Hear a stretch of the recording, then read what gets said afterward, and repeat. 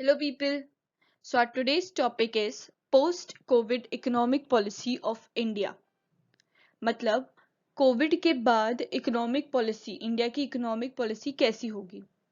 So, let's move forward. But before that, don't forget to subscribe to the channel of News Canvas. So, before getting into post COVID economy, let's start from pre COVID economy. यानी कि Covid के पहले की economy India की कैसी थी. सो hasty demonetisation हो चुका था, इल कंसीव्ड और अनटाइमली जीएसटी इम्प्लीमेंटेशन हुआ था. इसके कारण इंडिया की बहुत सारी कंपनी बंद हो गई थी. MCA ministry of company affairs की रिपोर्ट के हिसाब से जुलाई 2019 तक 6.8 लाख रजिस्टर्ड बिजनेस यूनिट्स जिसने रजिस्ट्रार्स ऑफ कंपनी के अंदर अपना रजिस्ट्रेशन कराया है वो परमानेंटली क्लोज हो गई थी.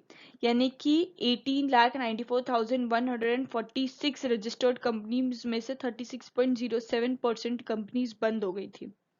इसका मतलब एवरी थर्ड यूनिट क्लोज हो गया था. It has literally broken the back of Indian economy, leaving aside the impact on employment. लेकिन गवर्नमेंट ऑफ इंडिया उसकी सक्सेस मेजर करती रही जीएसटी कलेक्शन से, टोल कलेक्शन से, और जो कॉन्सिक्वेंसेस होने वाले थे बिजनेस क्लोजर के उससे अच्छी से समझ नहीं पाई. उसके बाद सिचुएशन को और एग्रीवेट करने के लिए आ गया कोविड-19 और उसका ग्रेट पैंडेमिक लॉकडाउन जिसने ग्रेट हार्डशिप डाली on the already struggling business unit. Record बताते हैं कि अप्रैल 2020 से लेकर फरवरी 2021 तक a total of 10,113 business units officially बंद हो गए as per the registrar of companies. ये एक्सक्लूड करता है the informal closure of retail and small shops, जो छोटी मोटी किराने की शॉप्स होती है जो हमारे आजू बाजू होती है, जो एक्चुअली रजिस्टर्ड नहीं होती है, उसको एक्सक्लूड करता है. ये नंबर 10,113, ये जो नंबर है इन सब चीज़ों को एक्सक्लूड करता है. ऐसा एस्टिमेट किया गया है कि around 25 lakh retail shops and small units have close during this period.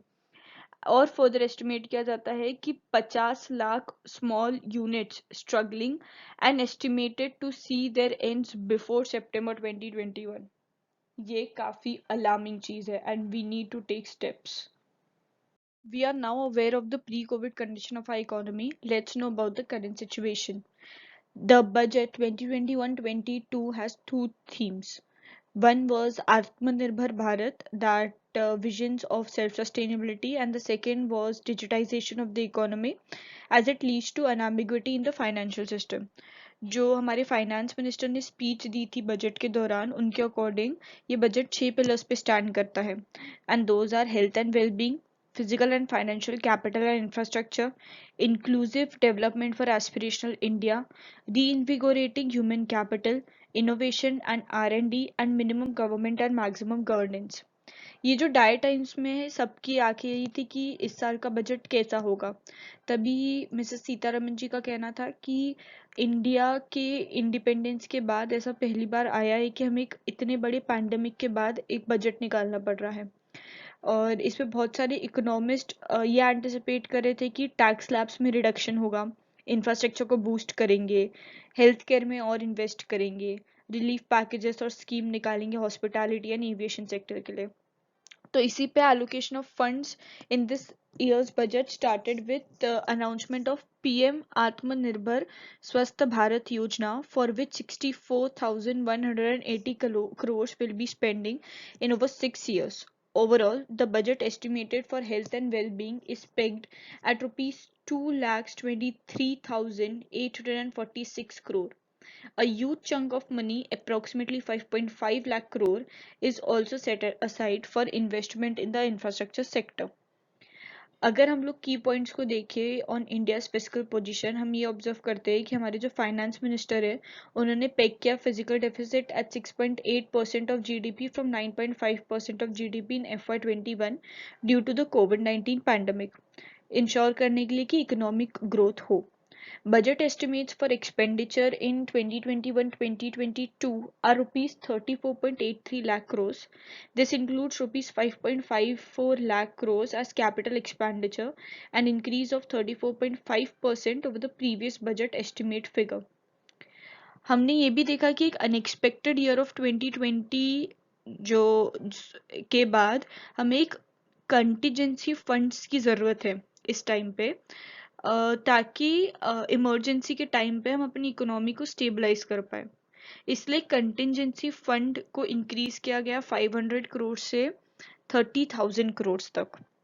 Government has discounted the NSSF loan to FCI for food subsidy and defined food subsidy separately in the budget of about rupees 2.2 lakh crore, which has enhanced the transparency in the budget. Government ने एक और चीज allow करी है, उन्होंने कहा that the states are allowed for additional borrowing of up to 4% ऑफ GSDP with 0.5% under special condition. अगर हम क्रिटिकली एनालाइज करें तो जो changes in the physical responsibility and budget management that is FRBM एक्ट, हम ये देखते हैं कि that the government has allocated rupees 34.83 lakh crores for expenditure, which is 15.6% of GDP. And in the recent past, no union budget has exceeded the limit of 13.5%. Since the capital expenditure got a big boost, that is from 4.12 lakh crores to 5.5 lakh crores, so we are able to curtail the risk of inflation in the future by not increasing the revenue expenditure. So what will be the impact of these economy policies? It's clearly time for bold actions on the livelihood front. The recent monetary policy assures कि जो government और regulator है वो हर चीज करेंगे ताकि economy afloat रहे। तो let us start pushing our growth agenda vigorously. Besides, there has been a pickup in the e-way bill volumes, improvement in revenue earnings, freight traffic of major commodities, positive growth in export, and most significantly, increase in the September GST collection to almost pre-COVID-19 level. Given the progressive policies introduced by government, major infrastructure development plans in place, large consumer markets, all points towards significant headroom for the growth. So this will result to a positive impact, all these economy policies as it has been predicted, but let's see what will be the actual impact of the same. If you liked my video, please do give a thumbs up. Do follow the pages of News Canvas on Instagram and Facebook, and don't forget to install the app of News Canvas. Till then, bye.